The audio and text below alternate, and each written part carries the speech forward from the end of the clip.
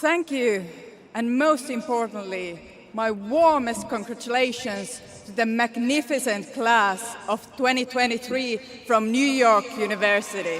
It is truly an honor to be here with you on this prestigious occasion at the NYU, which has cultivated so many thinkers, writers, scientists, and notable alumni. I would also like to express my heartfelt gratitude to the esteemed members of the faculty and the proud parents and family members, as well as devoted friends in attendance. I want to say thank you to President Andrew Hamilton, Board of Trustees, Chairman William Berkeley, all the trustees and esteemed faculty who have all played a vital role in making this day possible. I'm deeply grateful to receive this honorary degree, and I'm very proud to share this occasion with my fellow honorary doctorates, Caroline Bertozzi, Misty Copeland, and Freeman Rabowski, who inspire me with their contribution to our world. Most importantly, I'm deeply humbled to be among you all today as we celebrate the achievement and graduation at NYU. What can I say to you on this special day? Today is your graduation day, and today when you close one chapter in your life to begin a new one. It is a turning point. This is why I thought it might be a good day to talk about change and to approach this theme through my own experience. Ever since I was elected as the youngest Prime Minister in the world at the age of 34, I have repeatedly been asked two questions. The first question is, did you always want to become a Prime Minister? I will now reflect on my own answers and share some thoughts to prepare you when you are asked similar questions in the future. My answer to the first question is, at a young age, I did not want to become a politician or a Prime Minister. It wasn't something that I had planned. The answer to the second question is that I eventually did because I wanted to change things, to change the world. And because I realized that it was also my responsibility, not only somebody else's. I knew I had already been lectured a lot since you were able to graduate from this very special institution, but I thought I might add on that by offering just a few small insights more. This is why I want to give you 3 pieces of advice about change. Advice number 1, you have the right to want things and want things to change. Advice number 2, wanting is not enough. To change things, you have to take over. And advice number 3, you have to stop being afraid. My first bit of advice is about wanting things to change. When I was in my early 20s, like many of you now, I started to feel passionately about politics. Not about the decision-making system, not about the idea of being elected politician. I started to feel passion for issues such as climate change, loss of biodiversity, human rights and the rights of minorities, gender equality and social justice. Things that I saw around me that I wanted to change. I'm sure that many of you here today can relate to that feeling. Coming from a rainbow family, I wanted to see a society where everybody could love whomever they wanted.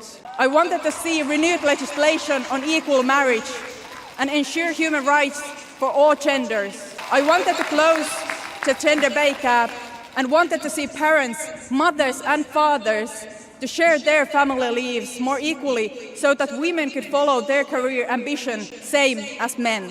Coming from Finland, a northern European country with extraordinary nature, I wanted to stop climate change and see societies become more sustainable. Wanting these changes was what made me join my political party and run in elections. This is why my first advice to you today is that you are allowed to want things. And you need to want things to change for better. Dear class of 2023, my second piece of advice to you today is that it's also your responsibility to take over.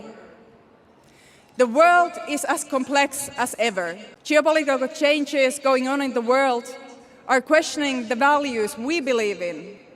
Climate change and loss of biodiversity are threatening our very existence. Digitalization and the development of artificial intelligence are about to bring revolutionary changes to our societies. These are challenges that need to be solved, and there's no one else to do that other than you. For decades, we have lived in a world with an optimistic expectations of progress.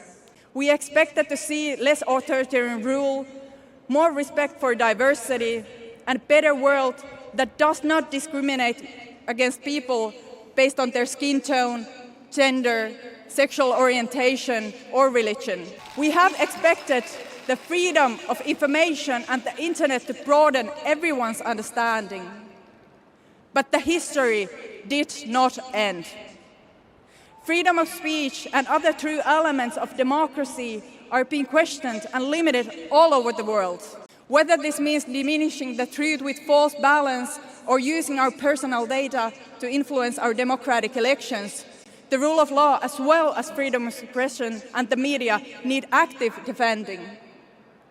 Gender equality has taken leaps backwards across the globe. The right to safe abortion is being limited also in Europe. Different expressions of gender are being presented as a threat. The tip of the iceberg of all of these worrying developments is the return of war and heavy power politics to the Western sphere, to Europe. Russia has broken the rules of the international order we set up together after the world wars by brutally and illegally attacking Ukraine. And in doing so, it has questioned all of the other rules as well. All of these questions are battles of values. And we must all take a side on that battle. There is no middle ground. Combating climate change and biodiversity loss cannot wait for more stable times. Similarly, declining of biodiversity can lead to an imbalance in ecosystems, which in turn can accelerate climate change and other environmental disasters. Stopping climate change and loss of biodiversity are essential for the environment, the economy, and people's health. It is clear that combating climate change also requires international cooperation and sharing of responsibility among all states in fair manner. Building our future growth can be part of the solution. You have all the skills to change the future by pioneering in green technologies and digitalization. This creates not only sustainable growth, but also innovations that can be replicated in all corners of the world. I'm sure you know much better than me how digitalization, the development of artificial intelligence and quantum sciences are about to bring revolutionary changes in our societies. At the same time, we need amazingly talented people like you to make sure that this technology and these digital solutions are benefiting everyone. New technology has revolutionized people's lives in many ways, but their development also brings new challenges as privacy protection. AI-based systems, for example, are often dependent on a large amount of personal data. At the same time, they may reproduce discriminatory structures that exist elsewhere in society. They can also be misused for surveillance purposes, among other things.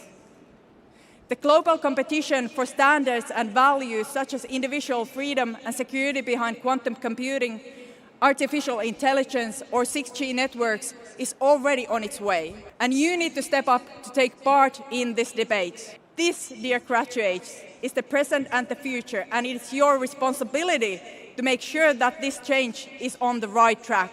And you know what? You can. If you believe that the system and the whole world has to be reformed into being more democratic, more equal for all genders and groups, more supportive for freedom of expression, you can make that happen. If you want to influence global warming and save ecosystems, sometimes it's fear of not knowing enough. It might be fear of embarrassment, fear of mistakes, fear of being wrong. It might be fear of being declared unworthy because of the way you look or talk and the way you express yourself. Luckily and unfortunately, there is no superior authority in this world giving us permissions to be ourselves and to step forward to change the world. If I have waited for permission from others to take my stand, I would still be waiting for that permission. When you walk out of this stadium today, I want you to remember these three things. And most importantly, don't be afraid. You are enough. You are capable. Together, with others, you can do anything, and you must, because there's no one else to do it but you. Dear class, why am I telling you this? Why am I giving you these advices? Because there are not nearly enough women in leadership positions, not nearly enough young people, not nearly enough people from different backgrounds in our democratic decision-making systems. The face of the power is not the same as the face of the people. And this has to change. I also want things to change, but I cannot do it alone. I need you and others with me to make the world more equal, more sustainable, and more just. I know I'm not alone with this thought. I know many of you want the same, and together we can make it a reality. So, now we just have to do it. Dear class, I'm so happy to be here today with you in New York, one of the greatest and most progressive cities in the world. And once again, my warmest congratulations to the magnificent graduating class of 2023 from New York University.